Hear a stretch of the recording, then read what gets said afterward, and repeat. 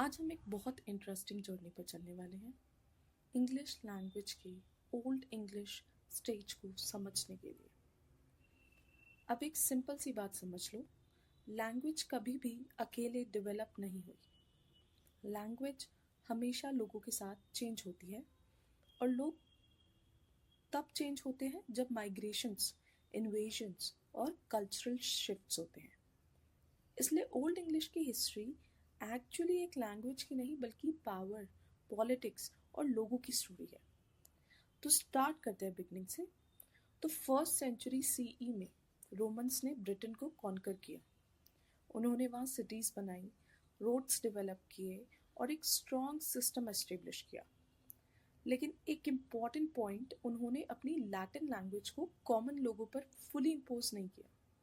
Locals अपनी Celtic language बोलते रहे। अब यहाँ तक सब स्टेबल था, लेकिन अराउंड 410 सीई में रोमन्स ब्रिटेन को छोड़ देते हैं और यहीं से रियल स्टोरी स्टार्ट होती है। क्योंकि जैसे ही रोमन्स गए, ब्रिटेन सडनली पावर वैक्यूम में आ गया। ना स्ट्रॉन्ग आर्मी, ना सेंट्रल कंट्रोल। और हिस्ट्री में जब भी ऐसा होता है तो न्यू ग्रुप्स एंटर करते हैं। अब एंट्री होती है जर्मैनिक ट्राइब्स की, एंगल्स, सेक्सन्स और जूट्स। ये लोग नॉर्दर्न यूरोप से आए और ये जो कि आज के डेनमार्क और जर्मनी के एरियाज़ हैं। शुरू में इन्हें इनवाइट किया गया था, लेकिन ताकि ये लोकल लैंग्वेज को प्रोटेक्ट कर सके। लेकिन धीरे धीरे ये प्रोटेक्टर्स ही रूलर्स बन गए।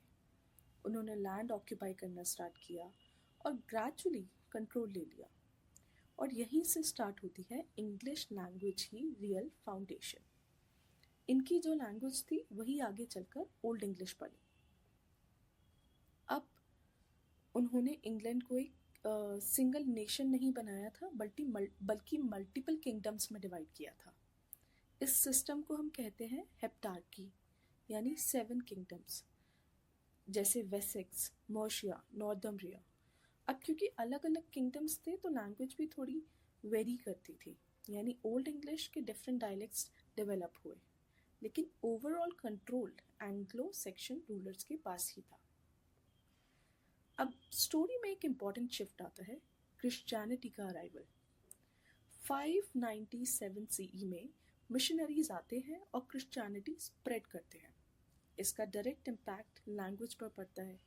लैटिन वर्ड्स इंग्लिश में एंटर करते हैं, राइटिंग सिस्टम प्रॉपरली डेवलप होता है और सबसे इम्पॉर्टेंट, लिटरेचर लिखना स्टार्ट होता है।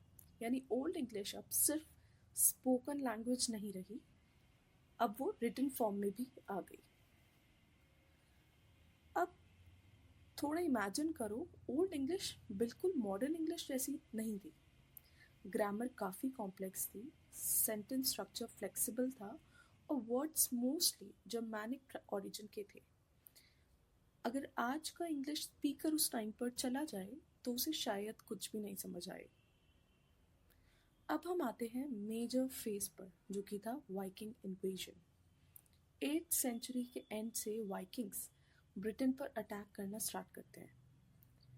अब सबसे इम्पोर्टेंट बात, जब वाइकिंग्स आए थे तब एंग्लो सेक्शंस ही पावर में थे।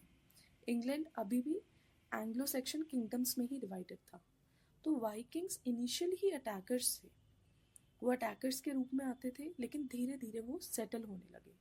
उन्होंने नॉर्थ और ईस्ट के रीजन्स पर कंट्रोल ले लिया और इस एरिया को बोला गया डेनलॉ। अब एंट्री होती है एक स्ट्रॉन्ग रूलर की, एल्फ्रेड ऑफ वेसेक्स। उन्होंने वाइकिंग्स के अगेंस्ट फाइट किया और कुछ इंपॉर्टेंट बैटल्स जीती। इन बैटल्स के बाद एक अग्रीमेंट हुआ वाइकिंग्स के लीडर के साथ। इस अग्रीमेंट का रिजल्ट क्या हुआ? वाइकिंग्स ने कुछ एरियाज नॉर्थ और ईस्ट के अपने पास रखे, एंग्लो सेक्शंस ने साउथ और वेस्ट को कंट्रोल में रखा। तो दोनों साइड्स में एक तरह का पीस सेटलमेंट हुआ। यानी एल्फ्रेड ने वाइकिंग्स को कंप्लीटली रिमूव नहीं किया, बल्कि उन्हें कंट्रोल करके एक पावर बैलेंस क्रिएट किया, जहां दोनों ग्रुप एग्जिस्ट कर सके बिना कांस्टेंट वॉर के।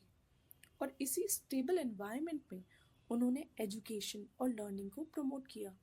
बुक्स ट्रांसलेट करवाई और ओल्ड इंग्लिश को एक स्ट्रॉन्ग रिटन लैंग्वेज बनाया। इस वजह से वेसेक्स डायलेक्ट डोमिनेंट हो गया। अब जब वाइकिंग्स और एंग्लो सेक्शन साथ रहते हैं तो लैंग्वेज नेचुरली मिक्स होती है। वाइकिंग्स अपनी लैंग्वेज लाई जो कि थी ओल्ड नॉर्स। इसका इफेक्ट हुआ, न्यू वर्ड्स इंग्लिश में आए जैसे कि sky, egg, take, law. Grammar simplify होने लगी। ये चेंज धीरे धीरे हुआ लेकिन बहुत पावरफुल था। और फिर आता है 1066 में एक मेजर टर्निंग पॉइंट। यहाँ पर एक्चुअली एक इम्पॉर्टेंट बैटल होती है, बैटल ऑफ हास्टिंग। इसमें फाइट होती है हैरल्ड गॉडविंसन जो कि last Anglo Saxon king of England थे, उनकी विलियम ऑफ नॉर्मैंडी जो कि फ्रांस के नॉर्मैंडी रीजन से थे। इस बैटल में विलियम जीत जाते हैं और हैरल्ड डिफीट हो जाते हैं, और इस विक्ट्री के बाद विलियम बन जाते हैं विलियम द कॉन्करर, और यहाँ से इंग्लैंड पर नॉर्मन रूल स्टार्ट हो जाता है। तो अब अगर हम पूरी जर्नी को एक क्लियर पिक्चर में देखते हैं तो ओल्ड इंग्लिश एक सिंपल लैंग्वेज नहीं थी, ये एक कॉन्टिन्यूसली इवॉल्विंग सिस्टम था। सबसे पहले रोमन्स आए, उन्होंने स्ट्रक्चर दिया लेकिन लैंग्वेज डीपली चेंज नहीं हुई। फिर एंग्लो सेक्शंस आए, उन्होंने एक्चुअल फाउंडेशन बिल्ड किया जहाँ से इंग्लिश की रियल आइडेंटिटी स्टार्ट होती है। उसके बाद वाइकिंग्स आए, उन्होंने सिर्फ अटैक नहीं किया बल्कि सेटल हुए, मिक्स हुए और लैंग्वेज को इंटरनली चेंज कर दिया, स्पेशली वोकैबुलरी और ग्रामर लेवल पर। और फाइनली नॉर्मन्स आए जिन्होंने पावर स्ट्रक्चर कम्प्लीटली चेंज कर दिया, जिससे लैंग्वेज भी डिवाइड हो गई बिटवीन रूलर्स और कॉमन लोग। तो ओल्ड इंग्लिश को समझने का बेस्ट वे ये है कि इसे एक फिक्स लैंग्वेज ना समझा जाए बल्कि एक प्रोसेस समझा जाए जो हर इन्वेजन, माइग्रेशन और कल्चरल कॉन्टेक्ट के साथ चेंज होती रही। और इसी कॉन्टिन्यूस चेंज ने आगे चलकर मिडिल इंग्लिश और फिर मॉडर्न इंग्लिश का फाउंडेशन रेडी किया।